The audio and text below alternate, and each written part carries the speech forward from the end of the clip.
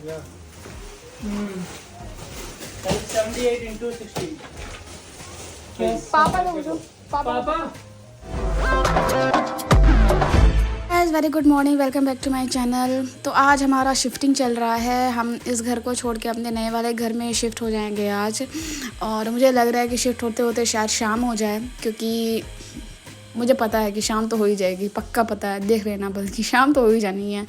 तो अभी हम लोगों ने पैकर मूवर वालों को 10 बजे का टाइम दिया था कि आप लोग 10 बजे तक आ जाइएगा। और हम लोगों ने अपना केवल ब्रेकफास्ट किया। मैंने चूड़ा मटर बनाया था ब्रेकफास्ट में, और लंच वंच कुछ भी नहीं बनाया था। लंच वंच बनाने के लिए मना कर दिया गया था, क्योंकि वो लोग 10 बजे आने वाले थे। पूरा बर्तन उन लोग को लेके जाना था, पूरा पैक करके। तो इसीलिए फिर सारा काम चल रहा है। और पापा के रूम का एसी वैसे ही पूरा निकल रहा है, मेरे रूम का भी एसी निकलेगा। तो ये दोनों एसी निकल रहा है। फिर हम लोग इसकी सर्विसिंग करवाएंगे, उसके बाद ही कमरों में फिर इसको फिक्स करवाएंगे, इंस्टॉल करवाएंगे आई मीन। तो यहाँ पापा के रूम का भी एसी निकल रहा है, मेरे रूम का भी अभी एसी निकलेगा। वो लोग आ गए हैं। बहुत लोगों को घर पे बुलाया गया था, कोई एसी को निकालने के लिए आया था, कोई पैकर मूवर वाले आए थे। मतलब इतनी भीड़ हो गई थी घर में, और इतने सामान बिखरे पड़े थे ना कि देख के तो हालत ख़राब हो गई थी। और मैं सारे सामानों को निकाल रही थी, और कौन से बॉक्स में कौन सा सामान जाएगा, मतलब ये सब चीज़ें चल रही थी। और मेरा जितना भी बैग था वो सब मैंने निकाला, और फिर उसके बाद सारे कपड़े उसमें हम भरते चले गए। मेरे वार्डरोब आपको देखने को मिल रहा है कितना ज़्यादा बिखरा पड़ा है। एक्चुअली इधर बीच इतना ज़्यादा भाग दौड़ हो रहा था ना, कपड़े बदलो इधर जाओ, कपड़े बदलो उधर जाओ, के चक्कर में मैं कुछ भी समेट नहीं पा रही थी। अभी मम्मी अगर ये वीडियो देख लेगी तो मेरी हालत ख़राब कर देगी। तो ऐसे ही पूरे बिखरे पड़े थे सामान। और जो मेरी साड़ियाँ वाड़ियाँ थी वो मैं उसको अच्छे से एकदम से रख रही थी। भैया साड़ियाँ नहीं ख़राब होनी चाहिए, बाकी ये सब तो डेली यूज़ वाले कपड़े हैं, कोई प्रॉब्लम नहीं है। तो यहाँ पे मेरा भी एसी निकल रहा था।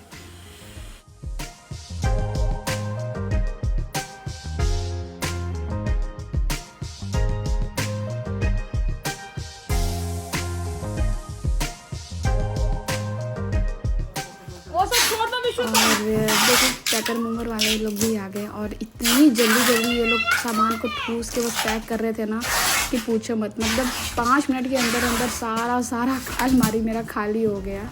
और मैं कैसे पैक कर दी मैं ही जानती हूँ। आज दोष कह रहे थे कि अरे यहाँ पैकर मूवर बोलेंगे कि भैया हम पैकर मूवर वाले हैं, भगारा ले जाने वाले नहीं है जो कूड़ा कचरा उठाते हैं। कैसे सामान हो गए हैं तुम्हारे। और मुझे इतनी हंसी आ रही थी कि ये लोग भी हंस रहे थे। तो ये सब सामान था, और सारे कर्टन वर्टन भी कर रहे हैं, और सब तो पैक हो ही रहा है। मगर साथ ही साथ में इतनी ज़्यादा इमोशन हो रही थी ना, इतनी ज़्यादा हो रही थी ना कि मैं बता नहीं सकती। मतलब 5 साल 6 साल मैंने बिताए इस घर में। ये मेरा पहला घर है। बहुत मन से इसको बनवाया था यार, मतलब क्या बोलूँ मैं। बहुत सी यादें जुड़ी हैं एक्चुअली इस घर से, बहुत ज़्यादा यादें जुड़ी हैं इस घर से। यहाँ पे मेरी सासू माँ भी आकर के मतलब काफ़ी रहती थी।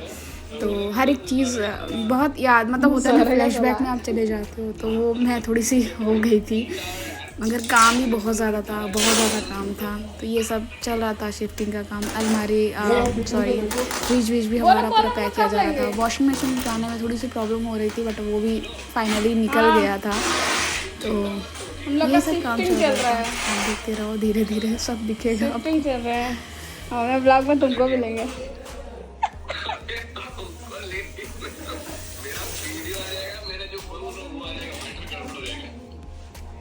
एडिट कर देंगे बे। भाभी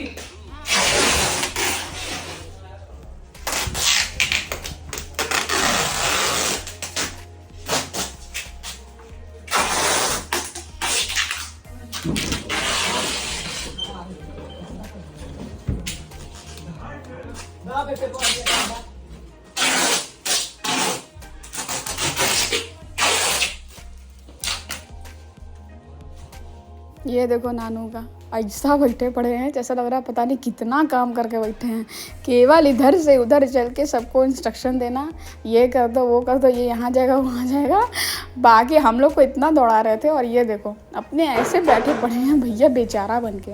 और यहाँ पे मैं भी बैठी हूँ, भैया हालत ख़राब हो गई एकदम, बधुआ मजदूर वाली मेरी हालत हो गई है। यहाँ ये करना है, वहाँ वो पैक करना है, यहाँ से वो सामान निकालना है, वहाँ से वो सामान निकालना है, ये कहाँ है वो कहाँ है, कर कर के तो मेरी हालत ख़राब हो गई थी भैया। ऐसा लग रहा था कि मैं खुद ही पैकर मोर वाली बन गई हूँ। तो बस ऐसे ही धीरे धीरे काम चल रहा था और धीरे धीरे सारा कमरा खाली हो गया था। जब ये एसी निकल गया था और सारे सामान निकल गए थे तो घर इतना खाली खाली लग रहा था ना कि उस समय तो इतना ज़्यादा रोना आ रहा था ना कि मैं आपको बता भी नहीं सकती, बिल्कुल नहीं बता सकती। वो मेरी फीलिंग वो लोग अच्छे से समझ सकते हैं जिनका पहला बनाया हुआ घर रहता है। और क्या मैं बोलूँ यार, जब आपको छोड़ के जाना रहता है ना वो आपका अपना पहला घर, तो क्या फीलिंग आती है वो बहुत अच्छे से जानती हूँ मैं।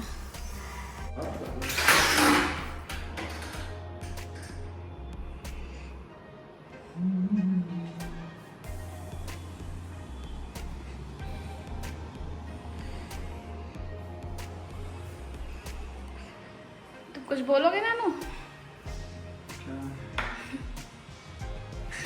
बोलो। जितना कचड़ा था इकट्ठा करके कचरा कर करके अच्छा एक बात तो है नानू, माननी पड़ेगी। तो मतलब आलस पना तुमने हद पार कर दिया। नहीं एक काम सारा तुम करते बोलो। सब मैंने तो किया। अच्छा ये हमारा देखो सारा घर पूरा खाली हो गया और ये सब किचन विचन मेरा सब खाली हो गया, पूरा गंदा पूरा हो गया। वॉशिंग मशीन निकालने के चक्कर में पूरा गंदा भी हो गया। बहुत फील हो रहा है इस टाइम पे, मैं क्या फील कर रही हूँ मैं बता भी नहीं सकती। पूरा घर खाली हो गया और मुझे जहाँ तक ऐसा लग रहा है कि शायद मैंने ये होम टूर ये वाले घर का नहीं लिया था। और मुझे बहुत बुरा लग रहा है क्योंकि ये हमारा पहला घर था। और ये देखो ब्रश घर का दिख गया नहीं तो ही रह जाता। तो बहुत बहुत बहुत ज़्यादा बुरा महसूस हो रहा है इस टाइम पे क्योंकि ये मेरा पहला घर है और बहुत मतलब छोटा सा है और काफ़ी टाइम गुजारा है यहाँ पे। 6 साल तक रहे हैं, 5-6 साल तक। और यहाँ पे मेरी सासू माँ भी आकर के यहाँ पे काफ़ी रही हैं तो कुछ यादें जुड़ी हुई हैं। यहाँ से बहुत सारी यादें हैं यार, बहुत सारी यादें जुड़ी हैं। तो मतलब मैं आपको क्या, मैं किसी को नहीं बता पा रही हूँ मुझे कितना गंदा महसूस हो रहा है। ऐसा ही महसूस हुआ था उस टाइम पे भी जब मैं यूएस के लिए मूव हो रही थी। बट अभी बहुत गंदा लग रहा है, बहुत ज़्यादा। तो चलो वही नहीं, अभी वहाँ पे भी जाकर फिर सेटल हो जाएंगे धीरे धीरे, देखते हैं क्या होता है क्या नहीं होता है। अभी जो भी होगा आगे आगे आप लोग को दिख जाएगा। बहुत काम था, बहुत थक गया। सुबह के ब्रेकफास्ट किया मैंने, बनाया था पोहा, सब लोग वो किए। फिर उसके बाद जल्दी जल्दी सारे कामों में लोग लग गए हैं।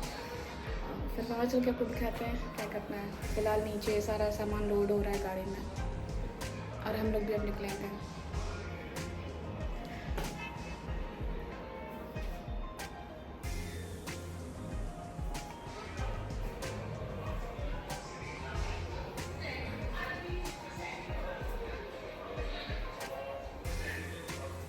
आपका हैप्पी बर्थडे।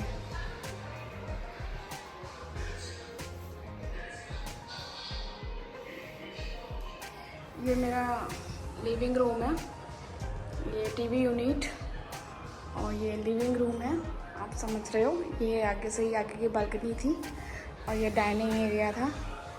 और यहाँ पे पूजा यूनिट मैंने बनवाया था।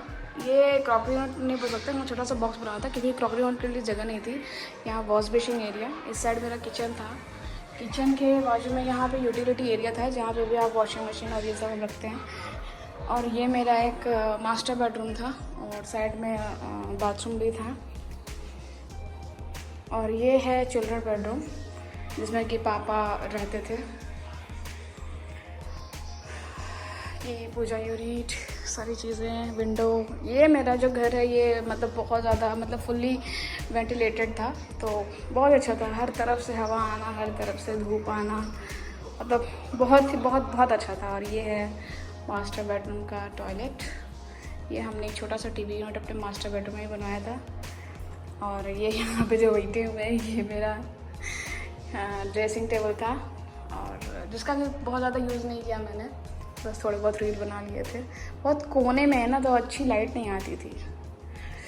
बस एक कॉमन बाथरूम यहाँ पे है, और हमारे डाइनिंग एरिया से जो विंडो है उसका कुछ ऐसा नज़ारा था, काफ़ी अच्छा था। ये कॉलेज है, हॉस्टल भी है, लड़कियों की आवाज़ आती है। तो ये आर्च भी मैंने बनवाया था, यहाँ पे एक छोटी सी लाइट है, और फॉल सीलिंग भी अच्छे बनवाए थे मैंने। और उस टाइम पे आज से 5-6 साल पहले काफ़ी मेहनत पड़ी थी मुझे भी, क्योंकि आशुतोष ऑफिस चले जाते थे, मम्मी पापा तो इलाहाबाद रहते थे, और मैं अकेले अथर को ला करके यहाँ पे अकेले, वो तो गोद में था, तो मैं आके कि लोग क्या काम कर रहे हैं, फॉल सीलिंग देखना, सारा जो भी काम चलता था वो देखना। मैं अथर के साथ अकेले आकर करती थी। उस समय भी मेरी हालत बहुत ख़राब थी, और आज भी मेरी हालत बहुत ख़राब है, क्योंकि ये वाला इंटीरियर भी मैंने ही करवाया, क्योंकि आशुतोष तो यूएस में थे और मैंने और पापा ने मिलकर करवाया है। और आपको पता है कि जब आप एक अच्छा खासा इंटीरियर करवाते हो, जब एक अच्छा खासा आप इंटीरियर करवाते हो तो उसके लिए आपको कितना ज़्यादा मेहनत लगता है, और बहुत प्लानिंग करनी पड़ती है, तो बहुत सी चीज़ें होती हैं। मैं आपको डिटेल में बताऊंगी क्या क्या चीज़ें होती हैं। तो चलो ये ब्लॉग अभी यहीं पे ख़त्म करते हैं, और अपना फैमिली का ख्याल रखिएगा। तब तक के लिए बाय बाय।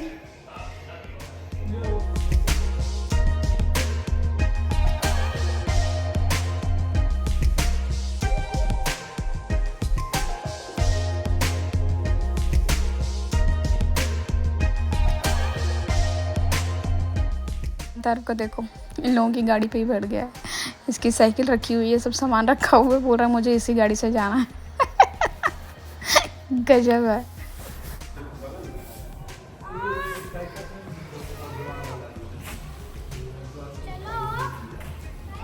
तुम उसी में बैठ के जाओगे, वहीं बैठे रहोगे।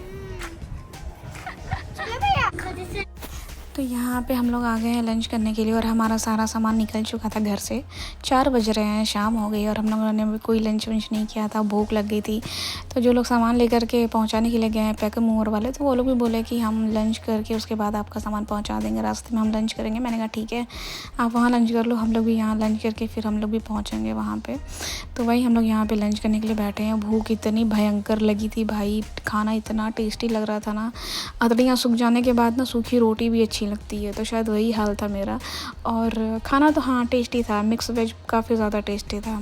मैं रोटियाँ ये सब नहीं खाती हूँ सीधे, या तो मुझे पुलाव चाहिए या बिरयानी चाहिए, बट मैं आज रोटी भी खा रही थी। अब इतना से सोच लो कि मुझे कितनी ज़ोरों से भूख लग गई थी। तो बस खाने वाने चल रहे थे। फिर उसके बाद खाना खाने के बाद हमारा इतना टेस्टी सा डिज़र्ट आया था ना, गुलाब जामुन विद आइसक्रीम, तो वो भी हम लोगों ने खाया था। ये देखो, और हमारा सारा सामान पहुंच चुका है। ये काम तो जैसे लग रहा है मेरा पीछा ही नहीं छोड़ रहा है यार, मतलब कौन से मैं क्या बोलूँ, मतलब इतने सारे बॉक्स अब यहाँ पे पहुँच गए। अब इन सबको खाली करो, फिर इनको ये बॉक्स रिटर्न भी करना रहता है, तो जल्दी सारा सामान मतलब जहाँ पा रहे हैं वहीं रख दे रहे हैं। तो ऐसा पड़ा हुआ था, सारा सामान पूरा बिखरा पड़ा हुआ था। शाम के 5 बज गए थे, 5:30 बज गए थे, और हम इतना थक गए थे ना, कैसा लग रहा था कि बैठे बैठे ही सो जाएंगे। और मैं किसी का भी कॉल अटेंड नहीं कर पा रही थी, फ़ोन मेरा पर्स में ही पड़ा था, किसी का ना कॉल अटेंड कर पा रही थी, ना व्हाट्सअप हो पा रहा था, ना कुछ हो पा रहा था। तो बस ये देखो, मेरे मास्टर बेडरूम में मेरा पूरा सामान ऐसे बिखरा पड़ा है पूरे बेड पे, ना बैठने की जगह है ना लेटने की जगह है, और मुझे भयंकर वाली नींद भी आ रही है। तो और पिंकी दीदी ऊपर फ्लैट में है, और पिंकी दीदी ने रात का खाना भी हमारे लिए ऑर्डर करवाया था। तो दी के रहने से फ़ायदे तो बहुत है यार, कुछ भी बोलो बहुत करती है दीदी।